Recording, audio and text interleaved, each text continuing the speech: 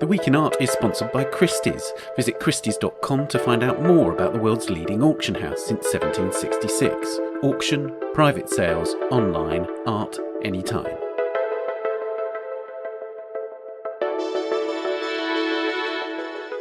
Hello and welcome to The Week in Art. I'm Ben Luke. This week, the artist activists at the heart of Russia's biggest protests in a decade, and how the Indian Prime Minister is using heritage and museums to rewrite the country's history.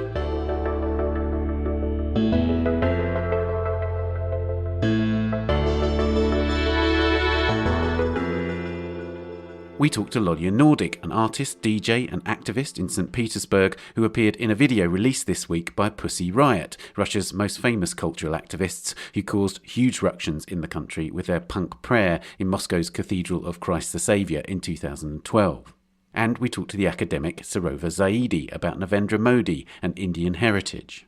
And for this episode's Work of the Week, Navid Nuur talks about Walter de Maria's Earth Room in New York. When you finish listening to this, why not check out the complete second series of our other podcast, A Brush With? In each episode, I talk to an artist about their influences and cultural experiences. The guests in Series 2 are Ragnar Kjartansson, Christina Qualls, Ronnie Horn, Rachel Whiteread, Tracy Rose, Tel R, Charles Gaines and Tala Madani. As they talk about the books they read, the music they listen to, and the artists they most admire, we learn not just about their tastes, but the profound effect of culture on their lives and work. Subscribe to A Brush With on Apple Podcasts, Spotify, or wherever you're listening now. Now, protests erupted across Russia on the 23rd and 31st of January in support of the jailed opposition leader Alexei Navalny. Navalny's film about a luxury palace allegedly built for President Vladimir Putin has been viewed over 100 million times since it was released on YouTube on the 19th of January. Countless protesters were arrested at the demonstrations, among them one of the leading members of Pussy Riot, Masha Alekina, who was sentenced to 2 months' house arrest for violating sanitary epidemiological norms that could spread COVID-19. Pussy Riot released a video to their song Rage in response and dedicated it to all Russian political prisoners.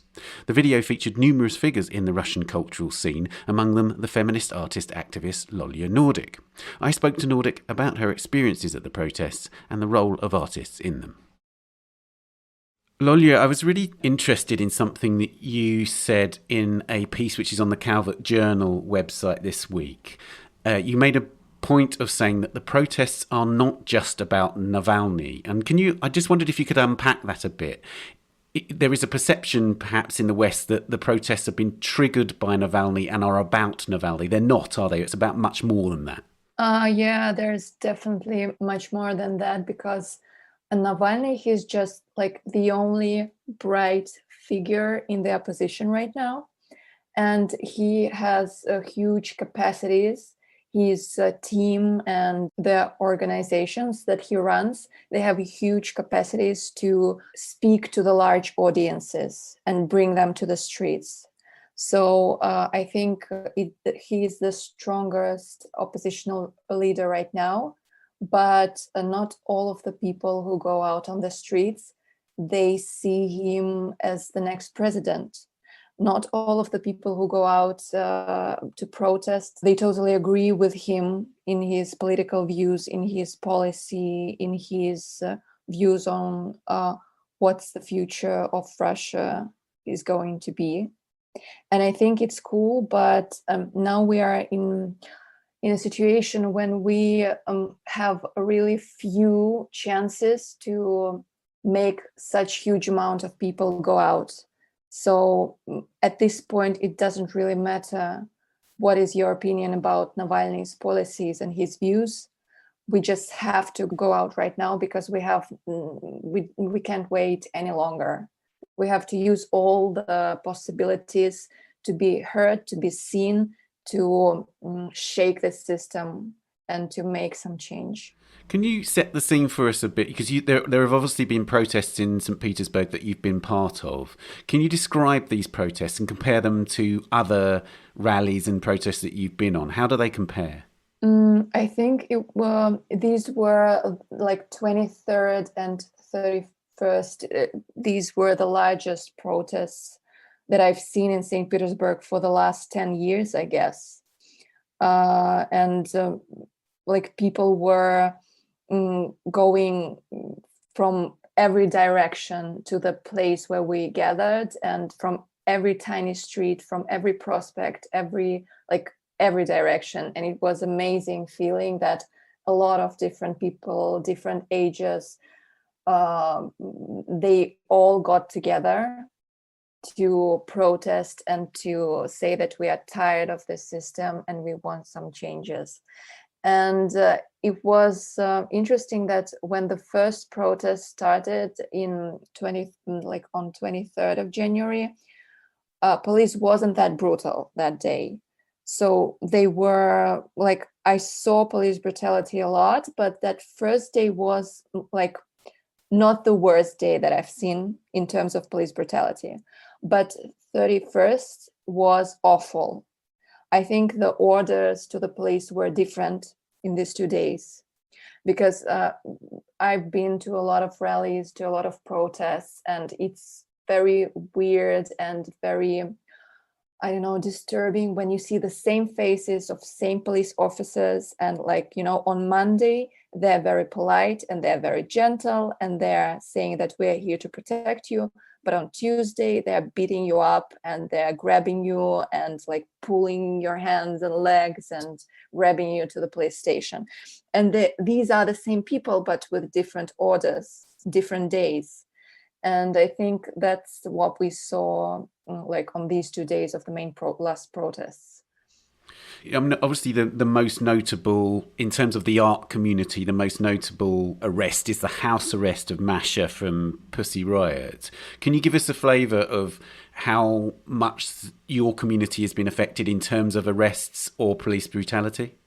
We had a hugest amount of arrests these days, because more than 5,000 people were detained all over the country during these protests.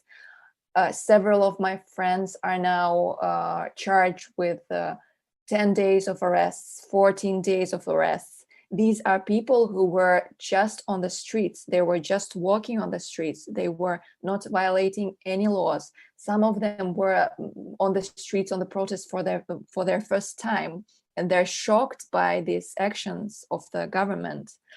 And of course, different people react differently. For example, Masha, she's way more experienced in this than some other of my friends and some other activists who didn't have that experience before. They didn't face arrests. Maybe they were charged with some fines several times, but being arrested for 14 days is a shock for a lot of people, especially when you did completely nothing. You did nothing wrong. You were just on the street and you were just grabbed randomly by police officers and by special forces. So now we have a huge problem that there is a lack of space for detained people in St. Petersburg and in Moscow.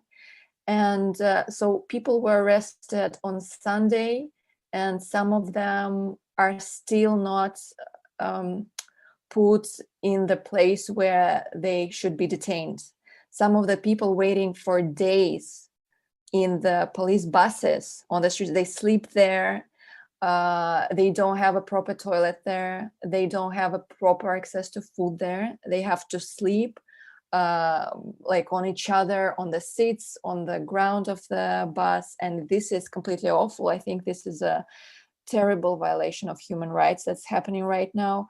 And I'm wondering why we don't see crowds of, different international organizations and human rights defenders there, where these buses are now staying with thousands of people who are waiting to be detained and have to sleep in these buses. I think it's cruelty, and I think that international community should be very aware and should take some action to defend human rights of these people who are now arrested and who are now in these buses waiting on the streets to be detained. I mean, it's really striking that Pussy Riot issued this video rage, of which you're a part, this week, and it was very pointed in the information they put out alongside that video that it's that they are supporting political prisoners. And I guess that's not just because of Masha's particular experience, but because they are seeing lots of the people in their community in the conditions that you're describing, basically. Yeah, because all these people, no matter what are their backgrounds, they're now kind of equal in this situation, because even some famous people, some famous people of arts and of science are detained, and nobody can do nothing with it, even though like the system went really tough. And I think they're showing us their strength, and that they will do everything, they will break any laws to like put us down and to stop us. And I think this is a huge sign of it, that there will be no dialogue in this situation for like in the future. But speaking about the video, we were filming it a year ago, and I think now this song and this video is like even more important than it was 1 year ago, because a year ago we didn't have such a sharp political situation. We didn't have this large protest a year ago. We still had Putin that time, but we didn't have this energy on the streets. And I think this video and this song that Nadia wrote, it was released right on time. But I have to say that it wasn't released a year ago, because when we were filming this video, police broke into the film studio and they like ruined all of our plans.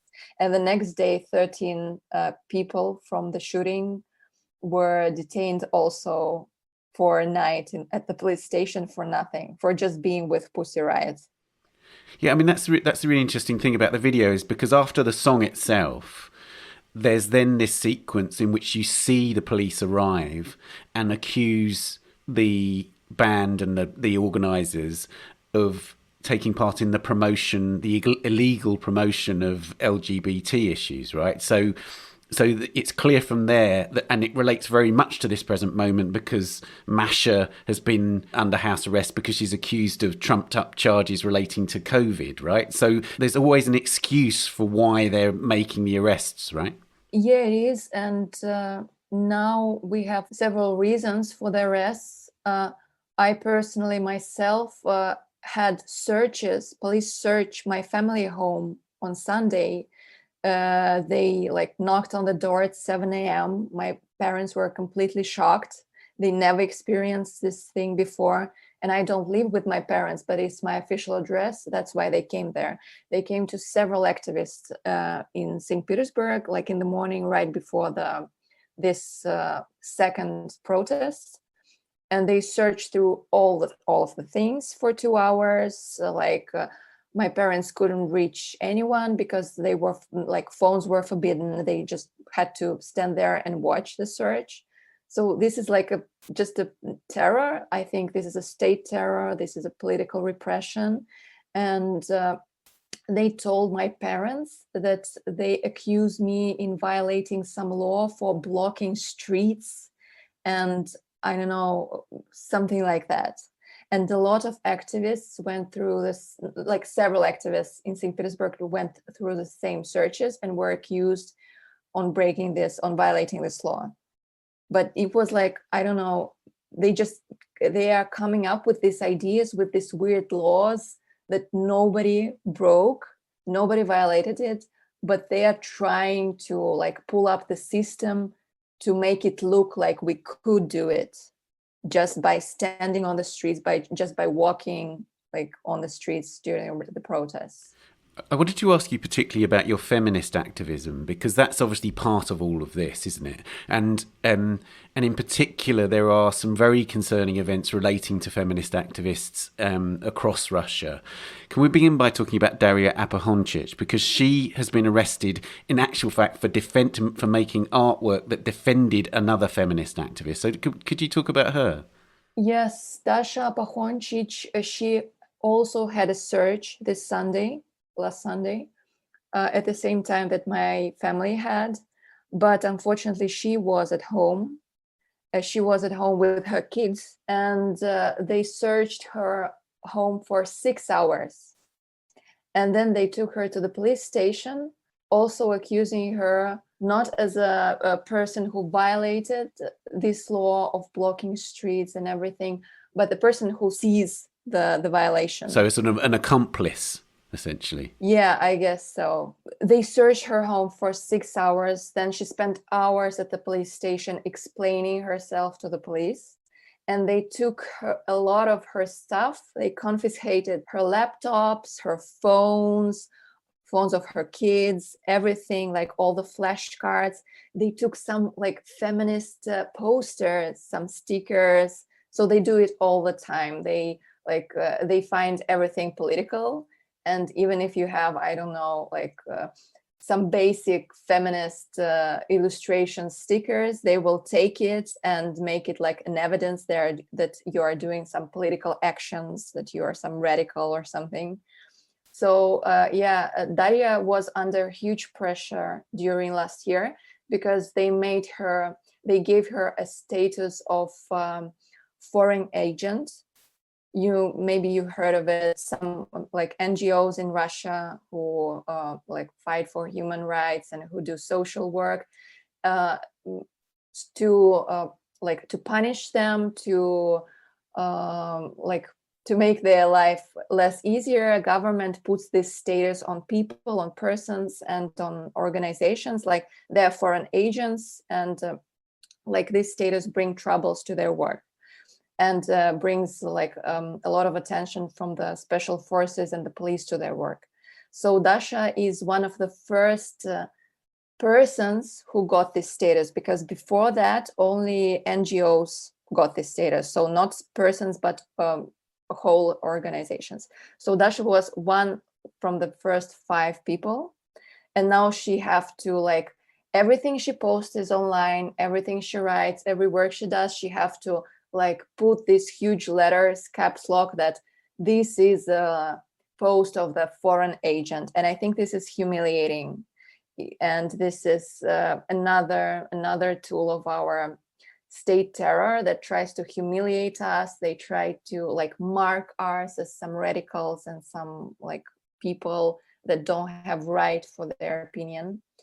And speaking of Dasha, she supported a lot of activists as a feminist, and she supported Yulia Tsvetkova. And Yulia Tsvetkova is still, her case is still going on. She's still going to this like one court after another. They're all ridiculous because she's accused in promoting like LGBTQ plus propaganda, so-called one, and about creating pornography. And by pornography, police in our state means her feminist illustrations, with body positive illustrations with female bodies and human bodies, and this is completely ridiculous political case. So Dasha was doing several actions to support Yulia, and she was arrested for them too. She was charged with fines, and recently she had a court where she actually won because she had a really great lawyer, also a feminist, who made them go back with these fines. So she won the case. But still she is under the ongoing pressure right now. And this last Sunday shows it, because she had this terrible surge. Can you set the scene a bit more on the feminist movement in Russia and the conditions under which you're operating? Because as you say, that the images that Yulia produced would be in most countries of the world regarded as incredibly innocuous, just feminist imagery. But she has been arrested and accused of pornography, as you say. What are the issues facing women in Russia at the moment? We're facing a lot of issues here, and I think the main problem is, as I always say, the most critical one is domestic violence and violence in general, gender-based violence. We still don't have a law which would support domestic violence survivors and gender-based violence survivors. And we have a lot of terrible situations. Thousands, like hundreds of women, they die from the actions of their partners. And 80% of women who are now in prison in Russia, they are there because of self-defense, because we don't have this law. When women are facing domestic violence and she like accidentally kills her partner while self-defensing, it's like the state doesn't see it as a self-defense because we don't have a proper law to make it so. So all the women that survived domestic violence and accidentally killed their partner while self-defensing, they are going to jail. And 80% of women in Russian jails right now are there because of it, because of this situation. And a lot of activists and a lot of feminist activists as well, and political activists, they're working for years to make this law pass. But I see that we have a huge conservative lobby in our state, in our government, that are protesting this, and they're trying to stop this law for years. But the good news is that the feminist movement in Russia grows very fast. And I remember like 7 years ago, 8 years ago, the main centers of feminist activism were Moscow and Saint Petersburg, but now we have feminist initiatives all over the country, everywhere. A lot of cities, small cities, big cities, feminist activity happens all over the country, and we're building a network. We're building several networks. We're communicating like in between the regions of the country. And I think that like in 10 years, we will be a huge political power. Already now I can see that we have a great future as like a political power, and already we're having our voices being heard and being more loud day by day. So like I'm very like optimistic on this case about like the future of feminism in Russia. That's incredibly good to hear, and I salute your bravery, I have to say. I wanted to ask you about your own work, because you're a photographer and you take photographs of women, and I wondered if you'd encountered any resistance to your work because of that. I see myself more as an artist because I'm not only doing photography, I'm working with different mediums, and photography is one of them. So I'm doing video, and I'm doing illustration, I'm doing performance art, I'm doing art activism. So I think in my life, everything is very connected, and like the way I approach things, it's very intersectional. So I don't divide my activist actions from my art. And I'm also a DJ, so I'm working in the music field. And I try to make, like, I try to put political issues in everything I do, because I think now, especially in Russia, especially in my country, everything is political. I think in every country, everything is political, but I stand on this point, like very famous point, that personal is political. So I try to live under this statement. And have you been able to show and share your work openly, or have you encountered censorship? I personally didn't face censorship in such hard ways as Yulia Tsvetkova, for example, but I faced situation when we couldn't do exhibition because the places where we wanted to do it were afraid to show queer art, to show feminist art. So it's sometimes you get blocked not by the state, but on the point where people who own the galleries, who own the places where you can do festivals, parties, exhibitions, they are afraid because they know the laws, they know this, like they know how our state and police behave, so they don't want problems. I had experience a month ago when we're doing art activist practices with Moscow feminist artist Katerina Nenasheva. And she came to Saint Petersburg, and we collaborated with several young artists and activists. And we were just like, for a week, we were gathering in an art space in downtown, discussing our practices, just talking, showing our work, trying to do something together, making plans. And someone just like called on us And someone knew that we are having these events there and called police and said that something like radical feminist activists are doing something dangerous in this place. So they reported us with these words, and it was an anonymous call to the police. So the police came to that place. It was like 6 policemen. Then another 3 person came with no police uniform, just like, I don't know who these people were. And like they spent their hours and they were asking us questions. They were asking our IDs. But the worst thing that in 2 days after that, the owner of this building, of this art place, he just kicked out the people who were holding this art place, because obviously he got scared that police came there and that someone reported about some radicals, some feminists doing dangerous stuff, which sounds ridiculous to us right now when we're speaking about it.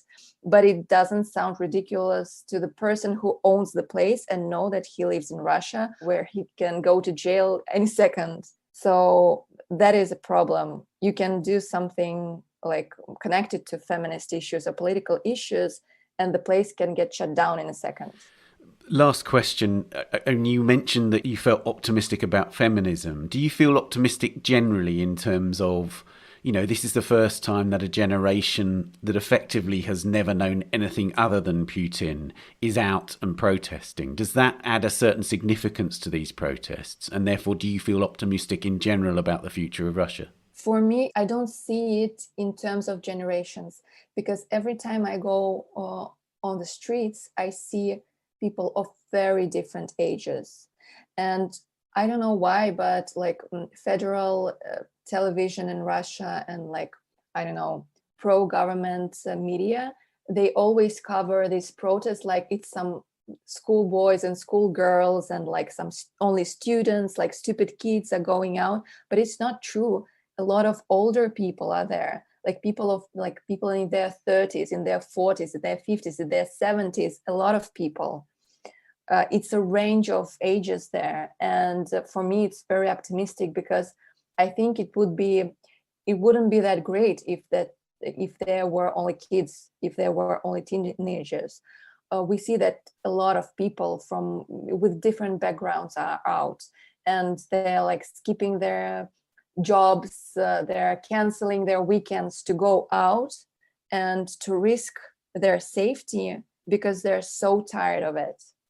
And I think for like day by day, there are more and more people who are just tired of this system, and they like, maybe they were afraid yesterday, but today they are not afraid anymore, because they're even more tired than they were afraid. And the risk that they're taking is at least some action to, I don't know, to break out of this loop of this political swamp that we are in for like 20 years by now.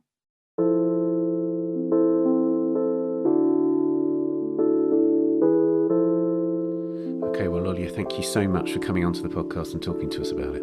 Thank you.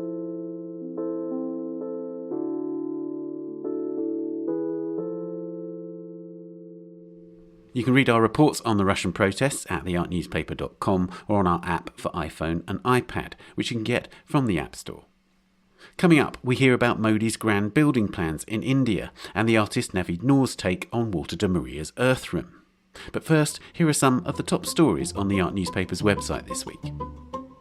In a unanimous opinion that could make it harder for the heirs of victims of the Holocaust to reclaim art through the US justice system, the Supreme Court in the States has sided with Germany in the high-profile Guelph treasure claim, rejecting the argument that the European country can be sued in the US for taking art from its own citizens as part of the Holocaust. Martha Lufkin reports that the disputed collection at the centre of the case, the medieval Guelph treasure, estimated to be worth at least 200 million euros, will remain for now in Berlin at the Kunstgewerbe Museum, or the Applied Arts Museum in Berlin, while the case returns to a lower court. Around 100 leading figures in the French art scene have published an open letter calling on the Culture Minister, Roselyne Bachelot, to lift COVID-19 restrictions on the country's galleries and museums and allow them to reopen, quote, as widely and as soon as possible, Hannah McGivern writes. The Change.org petition, launched by the Palais de Tokyo in Paris, has garnered more than 3,000 signatures so far. Signatories include Emma Levine, the president of the Palais de Tokyo, Nicolas Bourriaud, the managing director of Montpellier Contemporain, and Biche Kuriger, the former Venice Biennale curator, who's now the director of the Fondation Vincent van Gogh in Arles.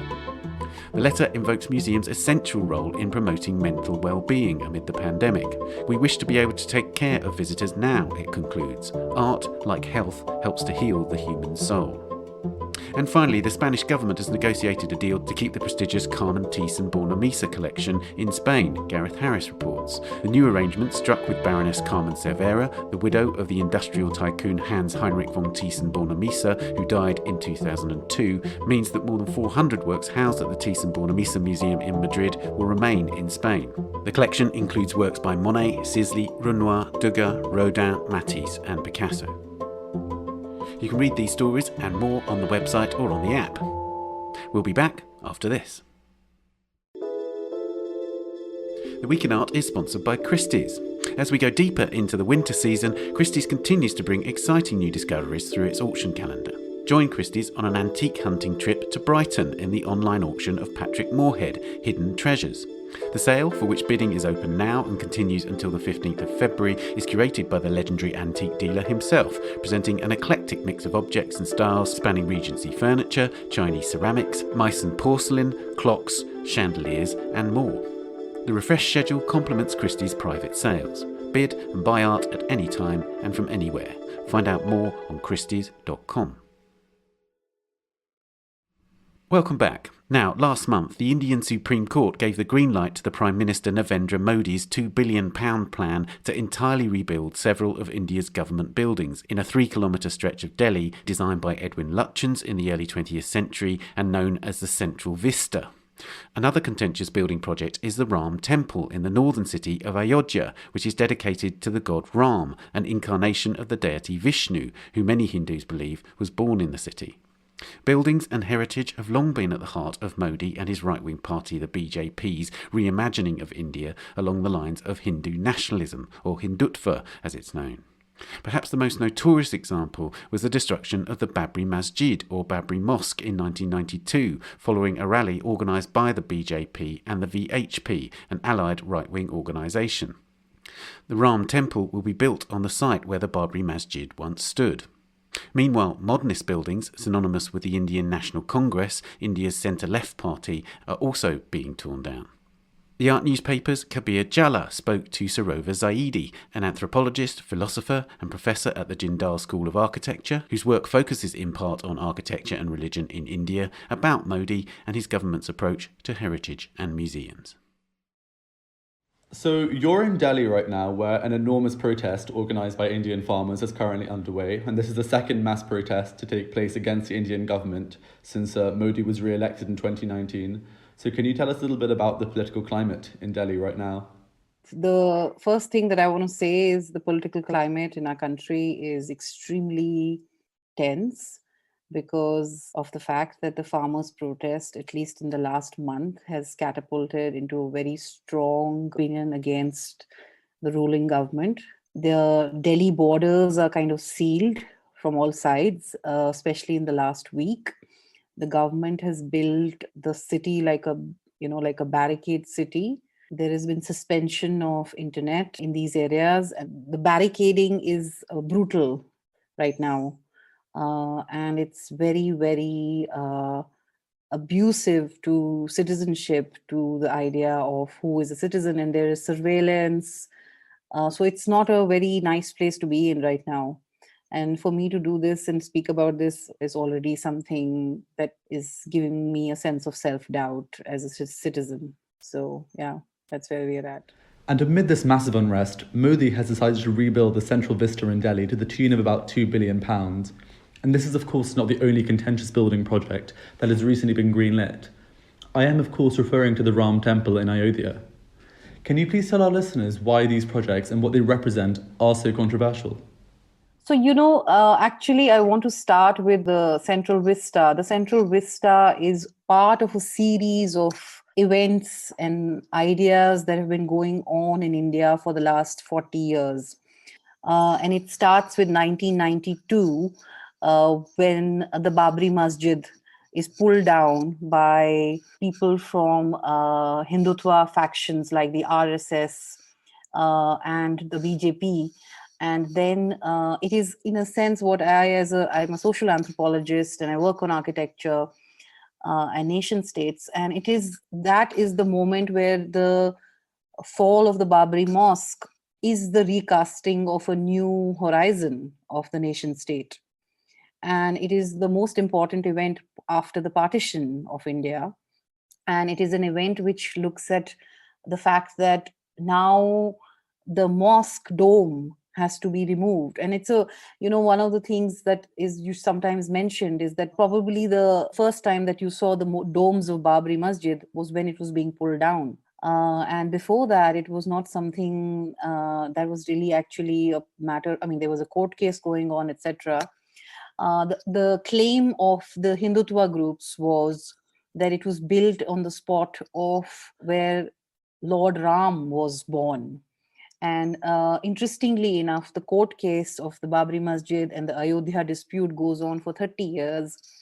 And then finally, the judgment comes in the last few years. There are different kinds of judgments. And what was interesting there also is that a mythical god was made into a jural deity, as in the court case was fought in the name of Ram, who is the god.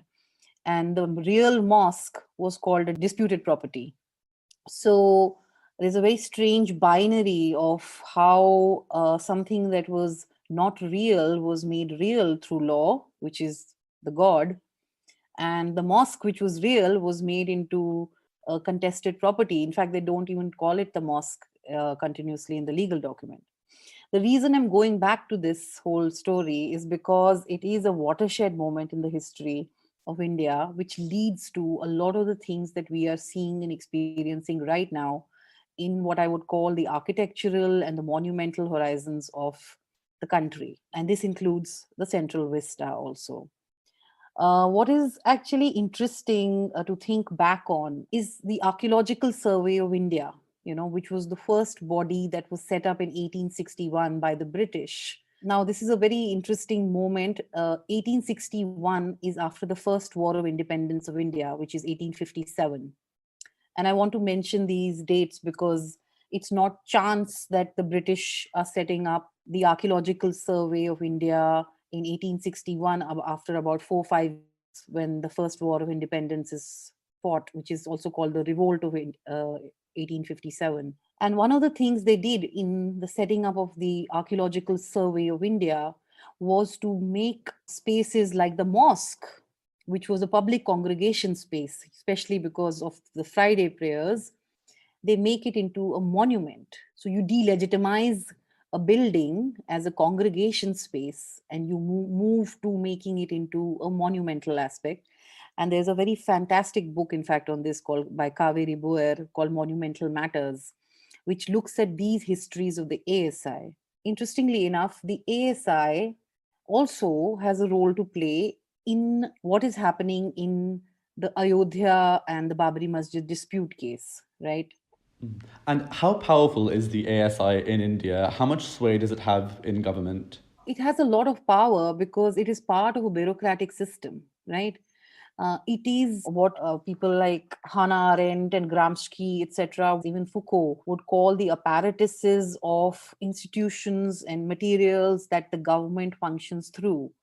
And the examples of that are very, very telling, especially in the Ayodhya case, because the ASI, as far as my knowledge goes, and I looked it up again, at some point said that yes, there is something under the Babri Masjid structure, but we don't know if it is a temple.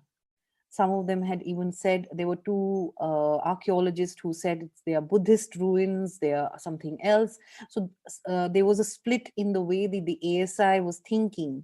Coming to the Central Vista, or the museums, etc., and what is going to happen vis-a-vis museums. I will come back to the central Vista point about how there's like a whole range of bureaucratic offices, from environmental clearances, from the Delhi Development Authority, from land use offices, all the bureaucracies have given the permissions for it to come about. But returning to the Ram temple, it's not just a temple now that is being built on this site, is it? It's also a museum and an amusement park, which are all telling the story of the epic Sanskrit tale of the Ramayana, which tells of the life of Ram. And I wanted to ask you, what does this mean? It's not just a temple, but they're turning this into a major pilgrimage site, which is devising this very, very brilliant and cohesive history of India. Actually, in Ayodhya, they built two museums earlier, which was smaller, and now they're going to be redone. One is the Museum of Ram. So it's a very interesting use of the devices of the state, and the modernist devices of the state. So the fact that there is this idea in a museum, there is a taxonomy of materials, of history, of objects, all the devices of modernity that generate a museum or are part of the kind of frame of the setting up of an archive or a museum are now being used to evoke a mythical god. And that is what is the most interesting thing that is happening in the contemporary moment with what is the Hindutva government. And I also wanted to speak a little bit about what this format of modernization, monumentalization means, because in India, and I'm a social anthropologist, I've worked on religious architecture, and one of the things that I used to notice is that in the last 30 years, people there is an idea of the ordinary sacred in India, right? Where people can set up a little temple under a tree. There is an idea of some form of mixing of animism meets religiosity. Even in Muslim practices in India, Islamic practices in India, you have shrine cultures. You have great monumental mosques, but you also have the idea of people coming together in a small park and reading the Friday prayers, or like in cities like Bombay, people read the prayers on the road. So there is a very kind of a organic, nearly the word is used mostly syncretic, notion of religious practice, which is accepted in the secular frame of Indian social and political life.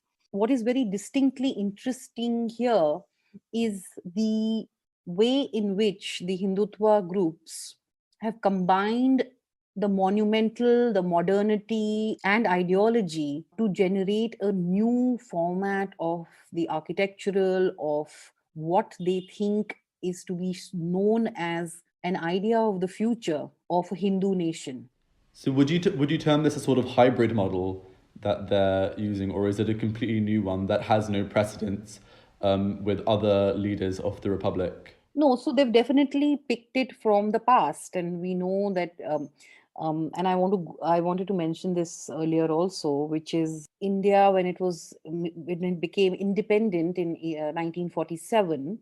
Nehru's project, who was the first prime minister, was also a monumental architecture project, but it was inspired by socialist modernism.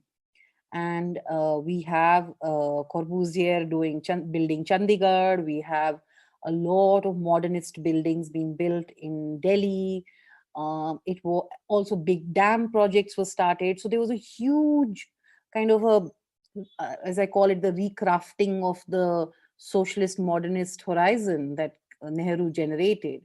And what is happening now is also using a frame which is modernist, that we will build new and we will build for the future, but we will build it on the basis of our ideology, which is the ideology of a Hindu nation state of the future. It's not just politics, it's a destruction of the social life of religion. It's a destruction of the ordinary sacred. It is the destruction of, so they are also flattening the plane on religiosity. So if you are Hindu, and there is only one way to be a Hindu, which is to be a part of this agenda. The promise of Ayodhya and the way this construction of Ayodhya temple is happening and the amount of money being raised for it and the plan that has been launched and these, very sci-fi kind of videos of the new temple plan are about, it's a very interesting way of projecting the future. And I feel that what they've done is that they've mixed up the symbolic, the real, the modernist, and the futurist. You can't just say that they are a bunch of traditional people. It's not that at all anymore. It is not about the tradition and it is not about the past. It is about resurrecting the past into a future which the past actually never looked like. Because Hinduism was not about, monumentalization. Yes, there are temples in the south which are huge and they're monumental and they were built by kings, etc. But it was it was never in this form. So the design is extremely futuristic, and it's based on, it's kind of renegotiating what I would call a collective memory for the future. And I think that brings us nicely onto the Central Vista, this very, very grand project to reimagine what the Indian Republic is, what it looks like, what its seat of power looks like. Why does Modi first want to rebuild these buildings? Could you tell our listeners what these buildings look like and then why Modi might want to rebuild them? Okay, so the Central Vista plan is essentially, it includes the parliament, it includes what is called the president's house, it includes a lot of buildings that were built. It was 1917, right, when what is called Lutyens Delhi, that was built there as a part of the British reinstating the capital of India. And there's a chain of signifiers here. And the chain of signifiers includes a very clear relationship to what has been built in the past. So whether it is the Mughal monument, which is starting with Babri, or it is modernist architecture, which was something like the Hall of Nations, which was built by Raj Rewal in the 1980s. 2 years ago, the government pulled it down at night time. And they didn't want the modernist socialist kind of horizon to remain. And then coming to the Central Vista plan is somewhere a translation of the RSS's vision of what a Hindu nation should look like and their idea of how they viewed the British, which is very, very different way of how Gandhi would view the British. Could I just ask you to explain briefly what the RSS is? Because I don't think our listeners might know. The RSS is supposed to be a cultural organization which was set up in 1920s, I think. And it was set up to facilitate the work of a Hindu nation state or a Hindu Rashtra, as it's called. They called themselves a cultural organization, but they had a set of cadres across the country. In fact, the person who assassinated Mahatma Gandhi was from the RSS because he did not like the fact that Gandhi worked towards communal harmony, that he, though he was a Hindu, he believed in respecting the faiths of others, and they did not absolutely like his method of non-violence. They said that he has emasculated the Hindu nation. So they had a very hardline view on what a Hindu person, a Hindu political party, or a Hindu nation should look like. It was a party which was completely communal and against Muslims. And till today, it functions and it has become stronger and stronger and stronger under the new regime. It has become extremely open about what it does publicly. So it has little organizing, neighborhood organizing groups that they do. And it's been growing. In fact, what I mentioned to you about the drive to collect money for the Ram temple are also being organized through the RSS. Returning back to the Central Vista as to why Modi wants to rebuild it, I also want to touch upon the idea that this is severing India from its colonial past, which in a way doesn't seem like a bad thing necessarily, but what are the risks and dangers of a complete severance from a colonial past? Yeah, well, the point is that if they were really interested in severing us from the colonial past, and this is may sound a little bit cheeky, then they would shut down the railways. I mean, we would not have the railways if it wasn't for the British.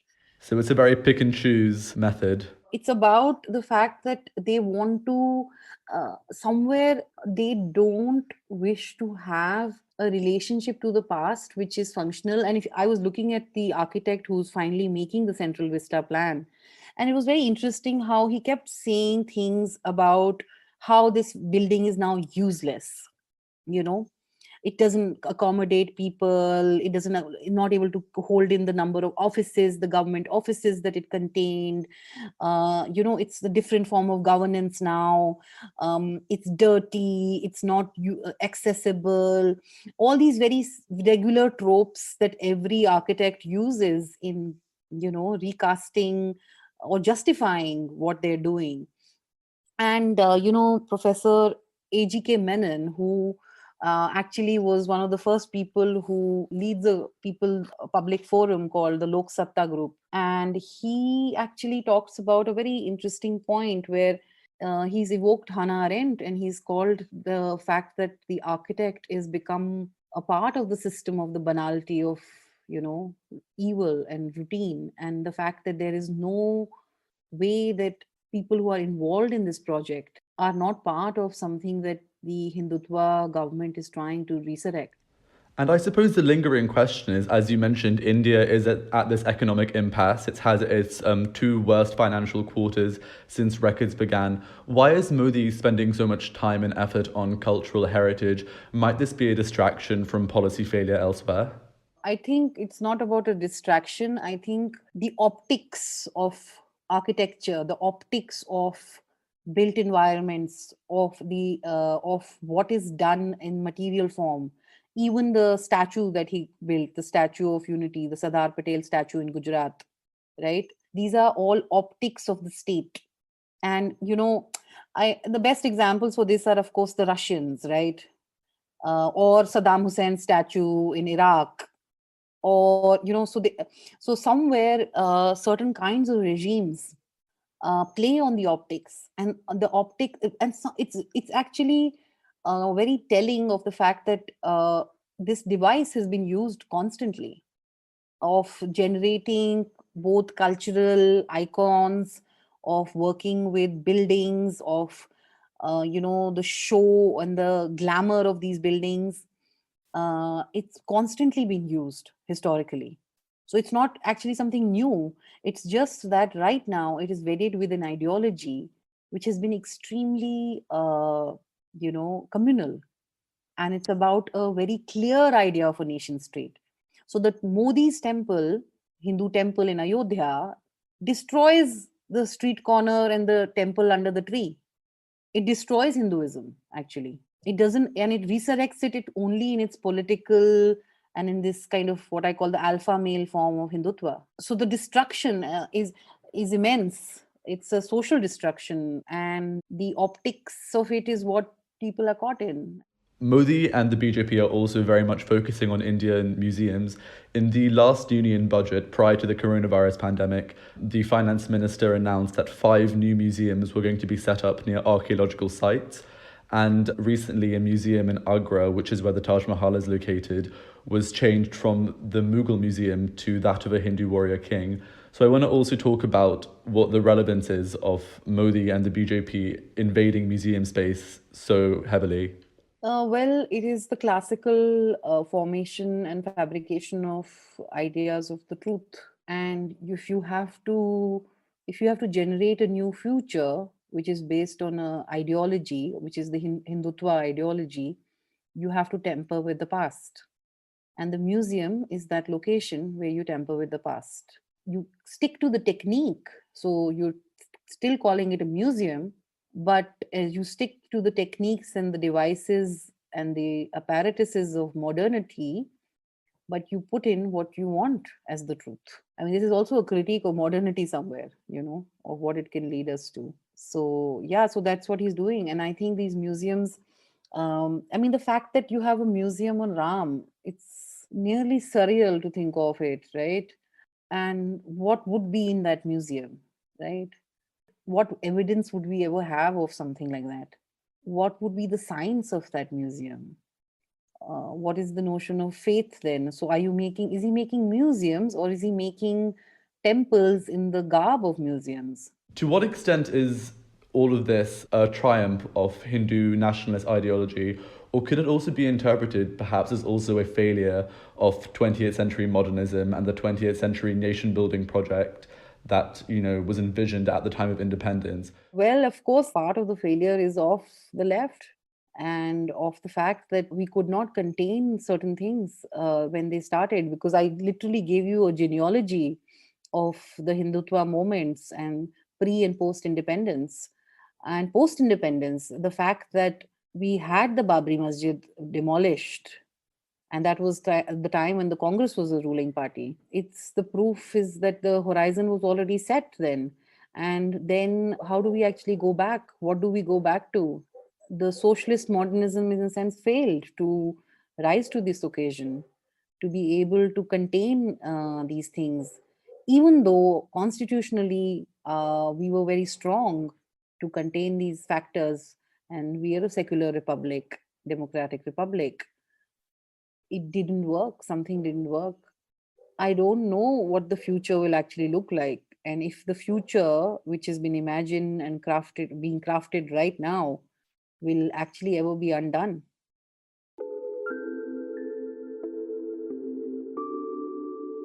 That is a scary thought indeed. Sarover, thank you very, very much. Yes, thank you.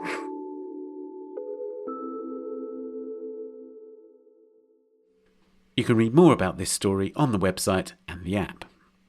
And finally, it's time for the work of the week. This week, the artist Navid Nuur talks about Walter de Maria's The New York Earth Room, a landmark work in which de Maria filled a floor of the building at 141 Worcester Street in Soho with 197 cubic metres of earth. It was created in 1977, and the same earth remains in place today. The work, which was the third incarnation of the Earth Room, is now looked after by the Dia Foundation, co-founded by Heiner Friedrich, who showed the first version of the Earth Room in his gallery in Munich in 1968.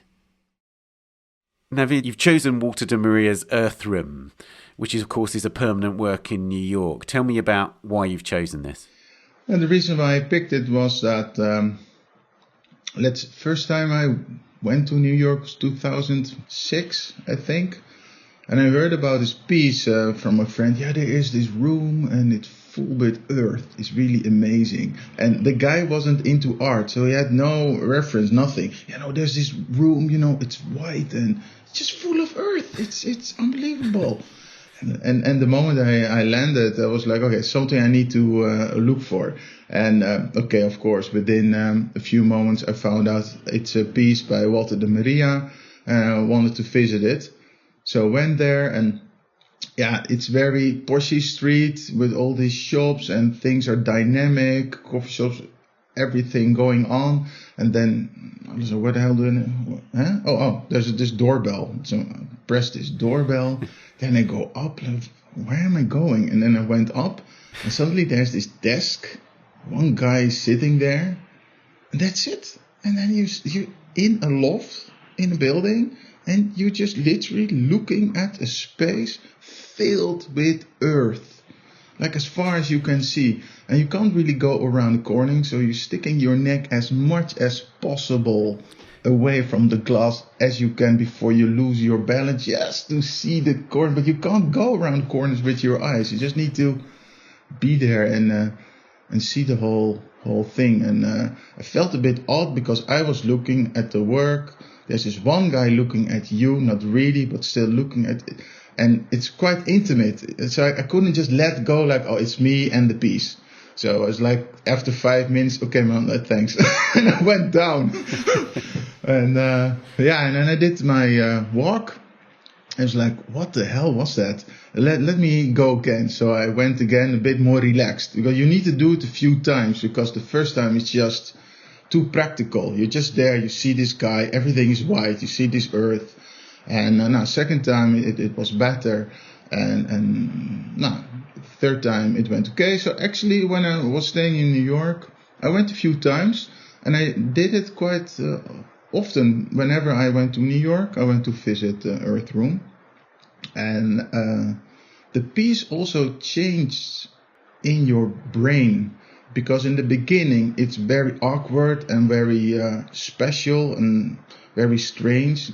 It's like going to, it has this kind of, maybe it sounds really awful, but it has this kind of anti-Disneyland feel. There is nothing to see, and yet there's so much to see. It's exactly the other way around. That's kind of the crucial thing, isn't it? That it's sort of a space out of time, in the sense that, as you say, it's in Soho, so it's now in a very busy area, and there's a lot of wealth in that area, and yet this has been unchanged since 1977 when it was first installed there, and yet this is New York. It's perpetually changing, and somehow there's this consistency about this work. So then, as you say, things are changing, and yet they are not. And at a certain moment, I was like, wait a minute.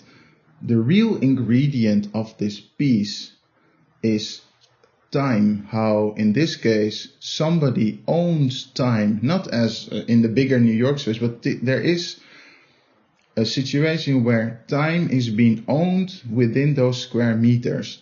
And time, as we know, costs money. So one of the main pushes to produce this work was Heiner Friedrich, who used to be his gallery, I found out. And then he saw the piece and he was like, well, no, it needs to stay there. I will move out my gallery. And he and his wife, Vader de Menil, they provided money in relationship to time. So that's actually the third ingredient for this work. You need the space, you need the work, and then you need somebody who could deliver money for time. And suddenly I was like, oh yeah, it's not just Walter de Maria doing this. No, he can do this, and you could see a documentation. But the fact you're there, it's also because of Heiner and his wife. And it was special to see that an artist needs to have also a dialogue with a private person, or maybe in an institution. There's always this invisible partner. It's always there. Maybe 90% of the people coming there, they don't have this extra relationship, but it's why the piece is still there. And that's what makes it so special. That's right, because Heiner was involved in the foundation of the Dia Foundation, right? Yeah. So it's it's from this. This was one of the sort of foundation works. This was the. I don't want to go into Heiner. It's like a deep rabbit hole, man, with like many exits and no exits and their families, and it's the same with a product. Like you develop a car, okay, it can go from A to B, and then you have to have the vision of its need. And you have to communicate this need to the people to buy it. And in Heiner's case is he found these artists and he's like, well, I feel this need. There should be, he called it a setting, a place for an artwork, and the place does not change and the artwork itself can speak. So he has this need, but there's no audience. Now, how could I transmit this into, getting it out there? And by making a foundation, this is the way you can secure a certain space. That's what he did. But going back to the Earth Room itself, I then visited New York for a few years. I didn't visit New York, and then I went back. Then I saw it again, and it's like, what is it actually I'm looking at, And it's like, it's Earth, but Earth is an active material. No, it's soil. There is things could grow in it. It has a potential. It could blossom, and yet it's being kept in captivity, for 40 years. And every seed is being taken out. Every mushroom, it's been like domesticated so heavily, and actually, it's very depressive work. From one side, it's like you keep a piece of earth out of its country. It's like a prison for a piece of earth. And then you're looking at it, and nothing may grow, nothing may happen. It will stay like this because we want to energize the dimension of earth or find a piece of poetry feel from a different perspective. And it was very strange to look at it from that point of view as well. I think that's what I like about the Walter de Maria, that some people can go, this is so depressive, like hijacking a piece of earth for life. Others will go, man, you could sell this space for millions and you just fill it with earth. And so there's so many angles happening. I think as long this piece stays, the more angles it will get. And that I like about the work. Lastly, I wanted to ask you about how you've internalized the work and brought it into your own thinking about your own work. Has it influenced you in any way? Because obviously there's interesting things that you've just said now about transformation, for instance, which is such a key element of your work. And I wonder, to what extent has it affected you, or is it not as linear as that? The main thing what affected me and my work is more, it doesn't matter what you do. If you, as an artist, there's a difference between creating a work and believing in a work. If you, as an artist, believe in a work and it can transcend a certain energy, it doesn't matter whatever it is you do, and you can find another party who buys it or gives it space. That's where the magic happens, in a way. If I just do it by myself on an island and there's no interaction and just vanish, it's just me cultivating my inner experience. But that's what I learned about this piece, that he definitely needed Heiner. Without Heiner, there was no work. But without the fire of Walter de Maria, there was no Heiner attracting to him. So this art, as what we are doing all together, is this dialogue always between the person who charged something and another person who could delay this charged part so others can see and keep on experiencing it.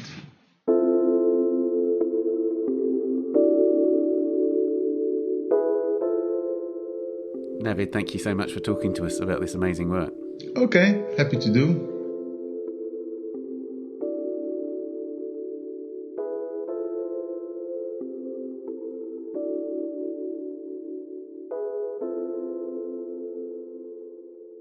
You can read more about the Earthroom at diaart.org, that's diaart.org, and you can find out more about Navid Nuur's exhibition, apart from the secret that it holds, at the Max Hetzler Gallery website, maxhetzler.com.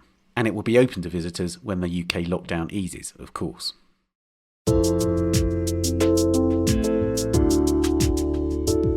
And that's it for this episode. You can subscribe to the Art Newspaper at theartnewspaper.com. Click on the subscribe link at the top left of the page and you'll find a range of subscriptions. And do subscribe to this podcast and A Brush With if you haven't already done so. And please give us a rating or review if you've enjoyed it. You can find us on Twitter at Tan Audio and on Facebook and Instagram, of course. The Week in Art is produced by Julie Mahalska, Amy Dawson and David Clack, and David also does the editing and sound design. Thanks to Lölja, to Kabir and Sarover, and to Navid, and thank you for listening. See you next week. Bye for now. The Week in Art is sponsored by Christie's. Visit christies.com to find out more about the world's leading auction house since 1766. Auction, private sales, online, art, anytime.